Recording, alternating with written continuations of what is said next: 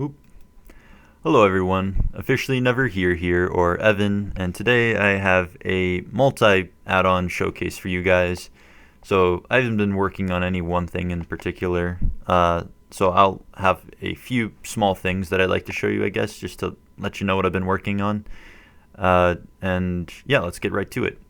So some of you guys may have seen my video in the past called the cinematic spawning lat thing, Mobob. I can't remember the name, but basically the whole idea is that rather than having people spawn in instantaneously on places, you create a cinematic atmosphere. Now I've slightly tweaked it a little so it works better, but that's not the only reason I'm showing it. I also want to show it to show off some of the other stuff that I've made. So if I just spawn it in and then hit E on that, this will still spawn you in if you're if you freshly died. It will still spawn you in that way, but I just made it so if you press E on it, it can take you up here as well.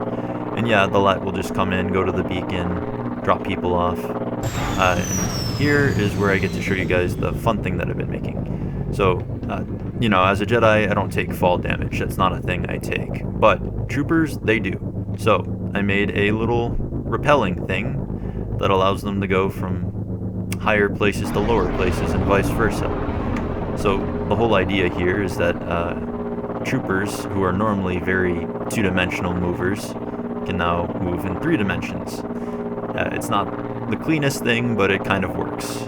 And yeah. So now troopers who are previously constrained to, you know, 2 dimensions, no longer the case. There we go. So with this combination of add-ons, you can now deploy people just about anywhere. It doesn't matter how inhospitable the landing area is, they can now just rappel in with next to no trouble. So yeah, that's the rappelling that I've made. You can go up or down, and you can even stay in place if you want to. It's pretty versatile. Okay, so that's it for rappelling. Let me think. What else do I have to show? Oh, the simulator. So some of you guys have probably seen similar things. This is by far not original, but I made a little simulator system that allows you to simulate combat scenarios for people. And they don't have to be admins, it can just be anyone who comes up to press this. So the whole idea is that you select any one of those 3 spawn platforms down there, and then you can tell it what you want it to spawn, and a little holographic representation of that will appear down there, and you can tweak things. Sorry, unfortunately it seems to be getting overridden by the prop beneath us, so I'll just hold it up there. But basically you can edit 3 values: the health of the thing that will be spawning, how often it spawns, and the number that will spawn. So if I just set this to like 10 or something, and then set the delay to like 3 seconds, and then set it to spawn 3, and then I click start simulation, it should spawn 3 troopers down there, one right after the other with a delay of 3 seconds. And yeah, once you're done with that, you can just click end simulation and those 3 will disappear. So easy cleanup, no worries about having to remove or tool a bunch of NPCs. And yeah, it's pretty versatile. So like I have it set up so that it'll just grab all of the PR NPCs that we have, but you could technically make it do just about any NPC, but that would be quite the list. So we're not going to do that. But it's it gets the job done. It allows troopers to do stuff that they wouldn't normally be able to do without staff assistance. And as you can see, I just killed it in one shot. Normally you can't do that, but I set the health to 10, so problem solved. And yeah, it's a little simulator system. So that's pretty much all there is to show there. Let me think. Unfortunately, I made some other weapons that I would have liked to show off, but they're not on the server because Riddick, the staff owner, sorry, not the staff owner, the server owner, well, I guess, He kind of does own the staff, but not like that. Basically, the server owner did not like the weapon sound that I had in place, but I had an explosive Z6, which was exactly what it sounded like, and yeah. But I can't show off the ion launcher. So this is the ion launcher. I'm not sure if any of you guys ever played the OG Star Wars Battlefront 2, but basically it is just that. It shoots little explosive balls, and they are pretty decent at taking out enemies. More so like weaker enemies than stronger ones, but they get the job done. Yeah. Let me see, what else? Ooh, that's something else. So I made my own jetpack system. It's very rudimentary, but it gets the job done. Basically, you just hold space or shift or crouch to come down slowly. It's exactly what you would expect from a jetpack system.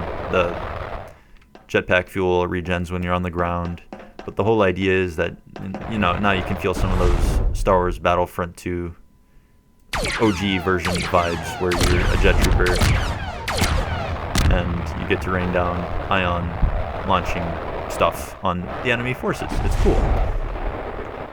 Any flips you see, that's just the result of my Jedi movementness. That's not standard behavior. And then you can just take it off by control, sprint, reload. And yeah, I also made a dissension pack, which is kind of like a jump pack as well. You can just hold crouch in space and you'll have 3 charges, and then yeah, you can also hold space just to descend slowly. So this is for the 187th on the server. They get to be a little more special now, and hopefully this will allow them to pull in some people. The jetpack, it's just a jetpack model, but colored it purple for differentiation. And then you just drop it the same way, and then you can delete it. Okay, I think we're down to the last 2 things. Sorry if this is uninteresting to you guys. I just felt like showing it off because I thought personally, hey, it's kind of neat. So yeah, let me show the next thing. So this is the DC-15S sidearm, or I don't know, maybe I can't remember what it's called. It's called the DC-15 sidearm here. That doesn't sound right, but it's the thing that the RC have in the game. And it has regenning ammo. This is pretty standard. You guys probably have something like this if you have the TFA Weapons Star Wars pack. But I have done some modifications to it that you guys might enjoy, and I will be showing those off real quick. So if I hold the R key and hover over each of them, you'll notice that they're surrounded with those little icons. And then I right click. You now shoot tracking projectiles that will track anything that you target with. So basically, by pressing reload or E to unselect, you can mark it as something that you want it to get shot by, and then if you right click, a little tracking projectile will go after it. And it's a fairly decent tracking projectile, and you can shoot up to 5 of them at a time. And yeah, they get the job done. It's just a little fun thing for the RC to have while they're blasting away. Something to, you know, make their last stand a little more memorable if they need to. Last thing. Sorry, thank you all for sticking with me. I'm sure this is probably boring you to tears at this point. So this is something that man, this took way longer than it should have. I spent days trying to figure out how to get these bones to, like, angle themselves properly, but view models, especially poorly crafted view models, which is what you see in your hands, like whenever you're holding anything, that's a view model. They're not fun to work with.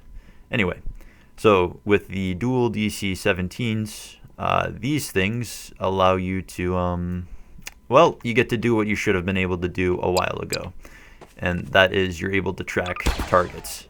So you can track 2 targets at any time. Left clicking will shoot your left gun. Right clicking will shoot your right gun. And if you wanted to, you could technically highlight a whole bunch of people, and after your first 2 targets are dead, you'll select your next 2 targets, and then yeah, it tracks. So as long as you're I know it looks kind of weird. It doesn't make sense that it's actually going through you, but for now at least I'm happy with it.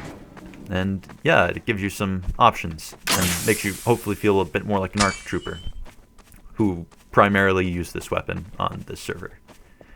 Anyway, I'm gonna stop there. I'm pretty sure I covered everything. If I didn't, it probably wasn't that important anyway. So thank you guys so much for watching. Sorry it took so long to get all this stuff, you know, across to you. I'm sure it probably could have slimmed it down a bit, but hopefully you liked it. Yeah, thank you guys for watching my video. Come play on Project Renegade if you want to actually see this stuff. For all you people in the comments who keep asking, where's the link, where's the link? There isn't a link unless I say there's a link, so don't ask. Love you guys. Have a wonderful day. See you in the next one. Bye.